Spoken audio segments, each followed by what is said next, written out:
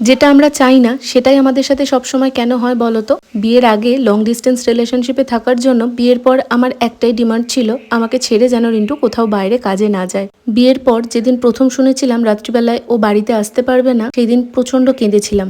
একা থাকতে ভয় পাই বা থাকতে পারবো না এমনটা নয়, তবে বর ছাড়া শ্বশুর বাড়িতে থাকতে কেমন যেন একটা অদ্ভুত লাগে। সেটা এক রাত্রের ব্যাপার ছিল। তবে এই 2025 জানুয়ারি মাসে দুরাত্রের জন্য ও গেছিল ব্যাঙ্গালোর। এইবার আমি বহরমপুর চলে এসেছিলাম, থাকতে পারিনি।